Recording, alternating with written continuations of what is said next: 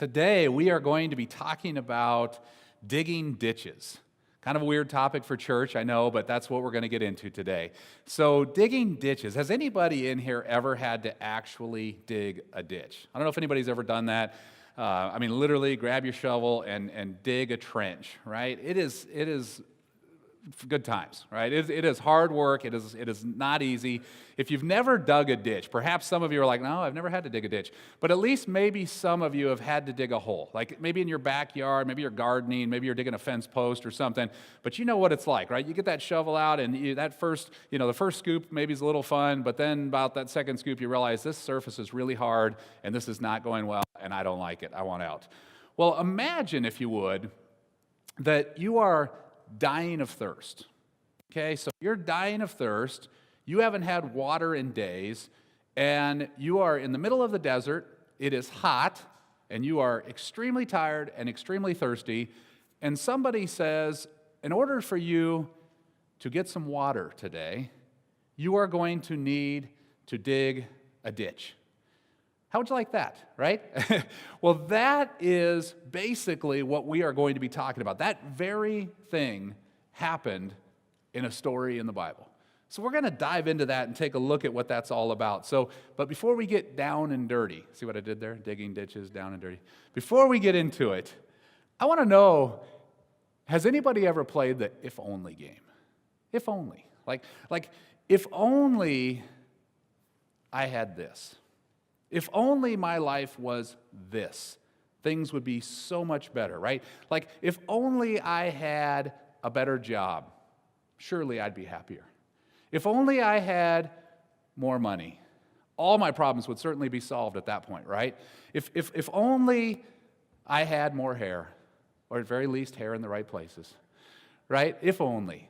I think we've all done it. We all probably do it, right? And sometimes we tend to think that if only this and if only that. Yet, throughout life, guys, here's the thing. We recognize that we all have needs. We all have them. But sometimes we think that if only I had whatever it was that I feel like I need or I want, that life would be so much better. But here's the thing. I want to encourage you guys to do something today. This little different. Before we really dive into the topic, I want you guys to sort of pause today for a second. Maybe close your eyes if you have to. Just concentrate with me for a second here.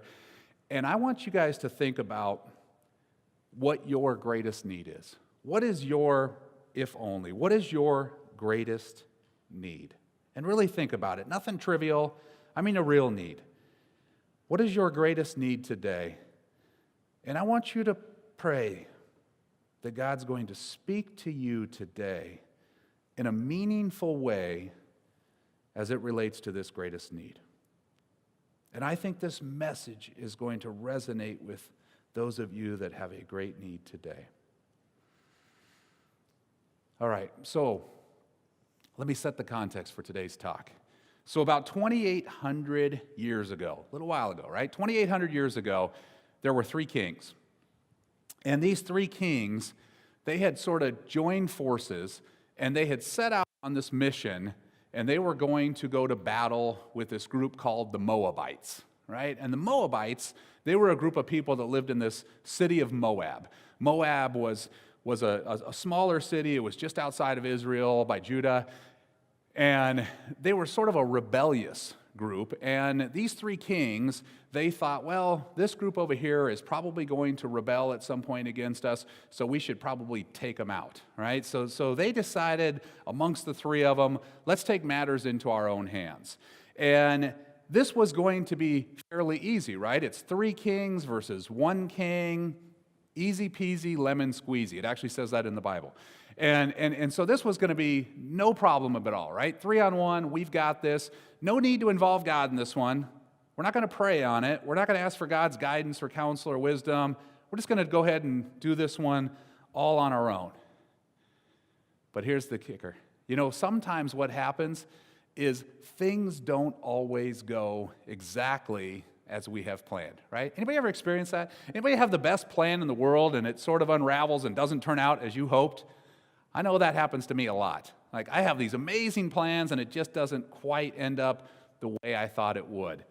Well, here's what happened to these three. So instead of this decisive victory, instead of winning hands down and just making this super easy for them, they find themselves in kind of an awkward situation. They find themselves wandering through the desert for about 7 days, and eventually through this, they run out of water. They completely run out of water. So here they are, they're dying of thirst, their animals are about to die of thirst, they're in a super desperate situation, and it's safe to say that at this point they have a very significant need, right? I mean, can you imagine being in that spot where those guys were at that time? So that's where they're at. And in this story, we're going to learn a really, really good principle. If you're a note taker, you can write this one down. I think for some of you today, you are going to find that this is really good news. And here it is. First point. Your greatest need becomes a blessing when it drives you to depend on God. Let me say that again. Your greatest need becomes a blessing when it drives you to depend on God. Let's take a look at the text. If you want to follow along, if you've got a Bible app or an actual physical Bible and you want to follow along with the story today, we're going to see this in 2 Kings, starting in chapter 3, verse 9. We'll just be kicking right through this story. So here's what it says. So the king of Israel set out with the king of Judah and the king of Edom. Those are the three kings in our story that we're talking about that came together to do this battle. After a roundabout march of 7 days, the army had no more water for themselves or for the animals with them. What? Exclaimed the king of Israel. Has the Lord called us three kings together only to deliver us to the hands of Moab? But Jehoshaphat asked, is there not a prophet of the Lord here, through whom we may inquire of the Lord? An officer of the king of Israel answered, son of Shaphat is here. He used to pour water on the hands of Elijah. Jehoshaphat said, the word of the Lord is with him.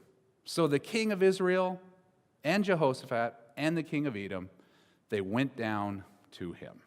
Okay, so if you missed it last week, Elijah was the mentor of Elisha.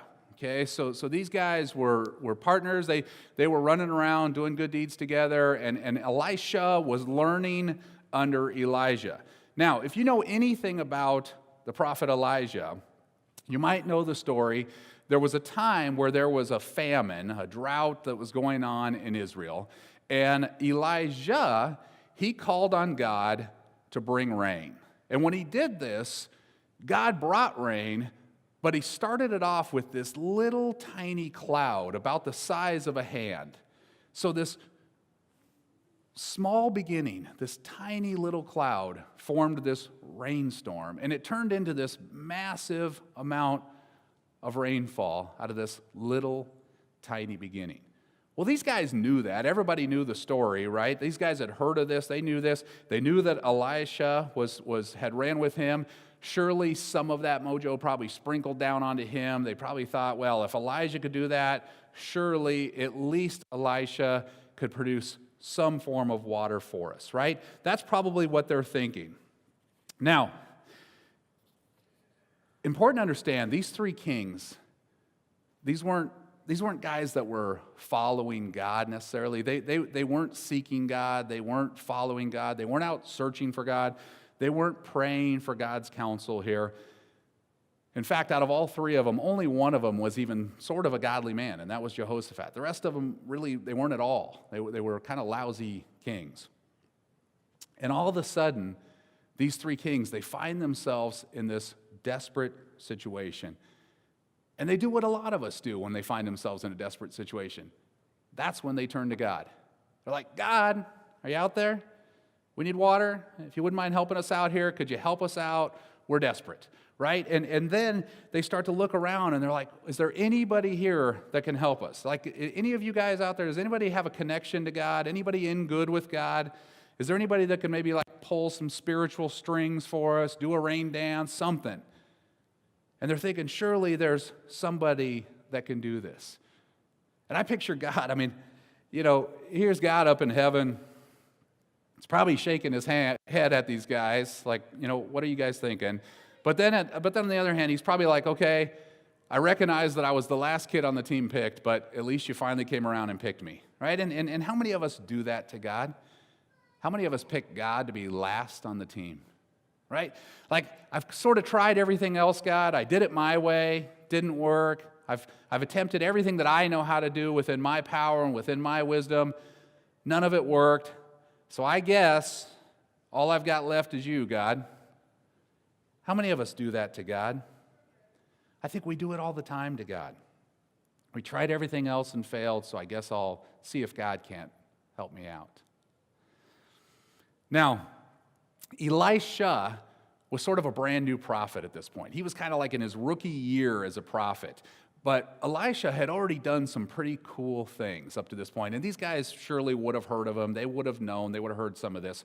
In fact, in his first year as a prophet, at one scene in the Bible, he's at the Jordan River, and they need to cross it. And Elisha, he actually parts the Jordan River, right? He gets the water to stop on both sides so that they can cross the river. In another scene, Elisha, he's in the city of Jericho, and the water was polluted. And they needed the water. It was polluted. It was bad. They couldn't drink it. It was poisonous. And Elisha, he speaks over the water. He casts some salt in the water and purifies the water and makes it drinkable. I'm told that to this day that water is still drinkable. Interesting. In another scene, and this one's a little weird. This one's kind of crazy to see this kind of story in the Bible. But in another scene, Elisha, he's walking down a street, down a road, and these guys, these young men, they come out and they start taunting him. They start making fun of him. See, Elisha, he was follically challenged like me, and they start making fun of him, and they're calling him Baldy, Baldy, Baldy. And here he is walking down the street, and he sort of loses his cool, right? He kind of takes a hard left. He just loses his cool on this one. And he calls on these bears to come out of the woods and destroy these guys, right? Like, that's actually in the Bible. It's a pretty cool story, I know. And there's really an important lesson to be learned here, and that is, don't ever mess with a bald man. Because one, you don't know how strong his faith is, and two, you don't know how close by the nearest bear is. So here we are, these kings, guys. These kings were desperate, right? It's safe to say. They're dying of thirst. We can only imagine. They're like, all we got is this Elisha guy. Let's see what he can do. Surely he can help us. And they're calling on him. And here's what we see in verse 13. Elisha said to the king of Israel, "Why do you want to involve me? Go to the prophets of your fathers and the prophets of your mothers." Right? Like, ooh, ouch. That's like a really bad insult. That's like, man, you had to bring my mom into this thing? He literally, go to the prophets of your mothers and your fathers. And here's what he was really saying. I don't know if you know this or not, but what he was really saying, these guys, the prophets of their fathers and mothers, they worshiped Baal. There was no real prophets. They were worshiping false idols. And it was sort of his way of saying, guys, you haven't been following God. You're not on a godly mission. And now you want a little God action. Why don't you go talk to your gods? Why don't you go talk to your parents and the gods that they worshipped? That was a pretty bad insult to them right about then. They go on to say, "No," the king of Israel answered, "because it was the Lord who called us three kings together to deliver us into the hands of Moab." Elijah, he continues. He's sort of on a roll right now. And he goes on to tell them, and he says, "Look, let me just set the record straight. If it wasn't for this one guy with you, if it wasn't for Jehoshaphat, I wouldn't even be giving the rest of you the time of day. Like, we wouldn't even be having this conversation right now if it wasn't for Jehoshaphat, because at least he's sort of a godly man. So he's the only reason your foot's in the door right now, right? And so now he kind of smacked him once and smacked him again. But these kings, they're not going away. They know that he can help them. They know they're desperate. They just want some rain. They just want some water right about now. And eventually, he's like, "All right, guys, you guys need a prophet. I'm your guy. Let me see what I can do." And in verse 15, he makes this crazy demand. Here's what he says. In verse 15, he says, "Bring me a harpist." Like, before I can prophesy, what I need you to do is I need you to bring me a harpist. Now, a harpist, right? Of all things, right? Like, before I can get to work, what I need is a little bit of mood music. And not only do I need some mood music, but here's the deal. I need a harpist. Now, so like if you could round up the hardest instrument to find, the biggest, most clunkiest instrument, probably the hardest to tune instrument, and then if you could search down somebody that's talented enough to play the thing for me, that would be great. And this probably seems a little demanding, like a little over the top, right? But it actually wasn't all that uncommon for prophets to do this back in the day. And you think about this, what he was really probably asking for was he just needed some spiritual music. He just needed a little bit of worship music going on so that he could get his head straight. You know, these kings were frustrating him, they were aggravating him, and he was probably saying, you know what, so I can clear my head, so I can focus on God, give me a little bit of music, just like we do sometimes. You know, when we kick off service up here and we have the worship music playing, sometimes it allows you to just sort of come in and get focused, get your head on straight, focus on God for a few minutes, let all your problems sort of go away, right? So here these kings are. You got Elisha, he's praying, the music's playing, the mood's sort of set, right? Everything's going in the right direction, and these guys, I picture them, they're like sitting on the edge of their seat. They're like, okay, here it comes, here it comes. Here comes this word of encouragement, right? It's going to get good now. Here comes the rain. And what does Elisha do? Does he give him rain? Does he just say, all right, here comes the rain? No, here's what he says, verse 15. He gives them this crazy command.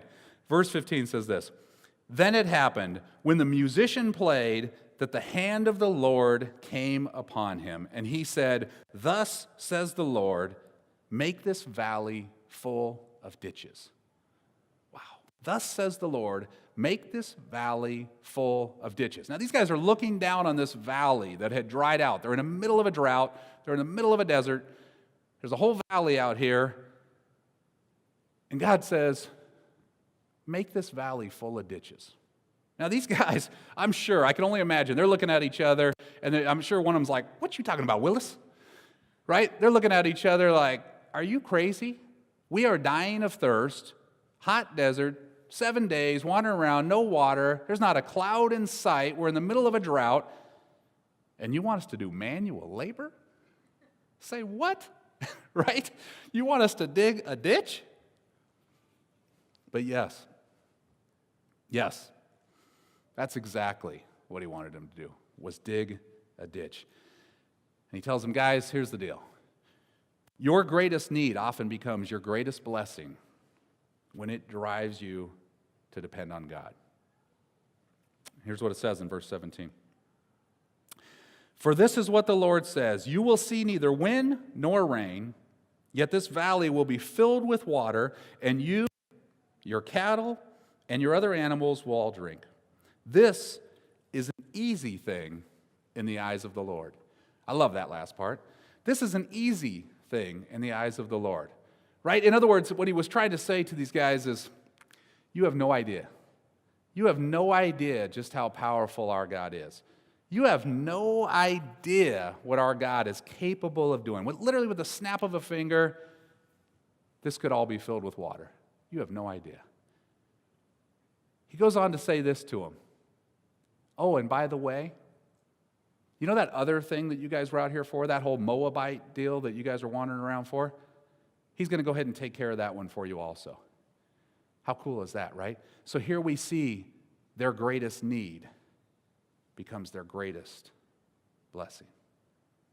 But first, he wants you to dig some ditches. First, he needs you to dig some ditches, and here's why. A faith that works sometimes, guys, has to get to work. See, these kings, they wanted the shortcut. They wanted the easy way out, sort of that path of least resistance, right? But how many of us know and recognize that God doesn't always give us a straight path, right? He doesn't always make it easy for us. He doesn't give us the path of least resistance. And often, faith, I think it looks a lot more, it doesn't look like a lottery ticket. It's not just like a freebie, a giveaway. I think sometimes it looks a lot more like a work order. sometimes we're required to dig a ditch. I heard this story about these two farmers. Maybe you've heard the story. But these two farmers, they desperately needed rain. And they prayed, and they prayed, and they both wanted rain. And one of the farmers, he set out with his seed in hand, and he planted the seed. And you ask yourself, which one demonstrated more faith? Which one was willing to get out and dig the ditch? So let's take a look at these two principles of faith that work. The first one, I think it's so powerful, and it's this. Only God can send the water, but sometimes He wants you to dig the ditch. Right? Here's what it says in James 2:26. Just as the body is dead without breath, so also faith is dead without good works. See, only God can send the water, but sometimes He wants to see your faith. He wants to see you dig the ditch. Guys, do you really think for 1 minute that God needed these young men to go out there and dig a ditch in order to bring water? Right? Of course not. He didn't need these guys. It wasn't like a requirement. It wasn't like God can only produce rain if there's a hole for it to fall into. Right? Didn't need it. But what He was trying to tell these guys, the message that He was trying to deliver to these guys was, show me your faith, and I'll show you my faithfulness. And I think that's so important. We have to understand that. Show me your faith, and I'll show you my faithfulness. And Jesus, He kind of operated the same way. When he was doing His ministry, and He was wandering around, and He was healing people and curing people and doing all these things, he kind of did the same thing. You think about it. In one scene in the Bible, He walks up to a guy that's paralyzed. Now, Jesus doesn't walk over to the guy, grab a hold of him, and hoist him up and lean him against a building. Here's what He does. He says, you know what? Get up and roll that mat up of yours and walk. Because what He wanted to see was, did the guy have enough faith to do it? In another scene, Jesus comes up to a guy who had a withered hand. Jesus could have just went, right? Shazam. Healed the hand, right? He could have done any number of things to heal that. He could have just touched him. He could have just said the word. He could have done anything. But you know what He does? He tells the guy, stretch out your arm. Because He wanted to see the guy's faith. A little bit later in the Bible, we see another story. Jesus comes up to a guy that had been blind since birth. He grabs some dirt, and He spits in it. I know, right? Nasty. Like Jesus could have done any number of cool things to heal this guy. Spit in dirt. Come on, Jesus. But He did, right? He spits in the dirt, He rubs it together, and He puts it on his eyes. And then He tells the guy, go over there to that pool of Siloam, and I need you to go ahead and wash your eyes out. It was a test. Is the guy going to do it? Is he going to believe Jesus? Is he going to have enough faith to go over and do it? So Jesus operated the same way. Now, I believe that many people, they're waiting for God to show His faithfulness. They're waiting for God to step up and say, God, show me your faithfulness, and as soon as you deliver on the goods, then I'll show you my faith. Right? Don't we do that a lot? I think we got it a little backwards. We got to flip that one over a little bit. We got to show some faith. God always shows His faithfulness. You know, you say, some of you are out here today, you have kids. A lot of us have kids. We have lots of kids at this church. And we say, I want to have godly kids. I sure hope to raise my kids to be godly. But what ditch are you digging? What ditch are you digging in your household today? Are you reading the Bible with your kids? Are you having spiritual conversations with your kids? Are you bringing them to church on Sunday? What ditch are you digging with your kids? Many of us, we say, man, I just wish I had more financial blessings, right? I just wish that I would be more blessed financially, but are you tithing? Are you tithing? You know, the Bible, it has this crazy principle in it. God asks us, and it's really hard for us to understand it as humans. I mean, I think it's hard to comprehend. It's hard to wrap our brain around sometimes. But God has this idea that give him his first, our first and best. To give back our first and best to him. And those of you that are tithers today, you understand this principle. You understand that 90% with his blessing goes further than 100% without his blessing. Right? Amen to that? Many of you have experienced that, right? 90% with him goes a heck of a lot further than 100% without him. What ditch are you digging today? See, only God can send the water, but he might want you to dig the ditch. Here's a second principle today. Real faith believes big, but is willing to start small. Think about that. It believes big, but it's willing to start small. I know so many Christians that just don't believe big. Right? They think of God as this little God, this little tiny God in this little tiny box. They don't think of God as this exceedingly and abundantly over-the-top God that can do more than we could ever ask, can deliver more than we could ever imagine. Guys, we serve a big God. So how do you dig a ditch? What does that actually look like? How do you dig a ditch? Well, if you've ever had to dig a hole or a ditch, think about this. You grab a shovel, put your foot on it, right? You take one little tiny scoop, and you throw it aside. And then you repeat that over and over and over again. And what you're doing is you're starting small, right? You don't dig a ditch. You don't get like one huge shovel and take one huge scoop and everything's done, right? Little scoop at a time. We have to start small with a small beginning. Here's what it says in Zechariah 4:10. Do not despise these small beginnings, for the Lord rejoices to see the work begin. Right? He just wants to see us start. I love that. I love when the Lord rejoices. Anything I can do to make the Lord rejoice, that's a good day. Right? And here he rejoices when the work begins. So sometimes we have to start small. Some of you have these incredible visions, right? You have this big vision. You have these big dreams. But where are you starting? Are you willing to start small? In other words, are you willing to take that first step? Are you willing to start where you're at today with what God has already given you? And then see where God's willing to take you. I want to encourage you to continue to think big, plan big, think big, but be willing to start small. Be willing to start where you're at today. Be willing to take that first scoop out of the ditch. Say to yourself, God, I believe you can. I know you can, God. And then start right where you're at. Here's how the story wraps up. Verse 20.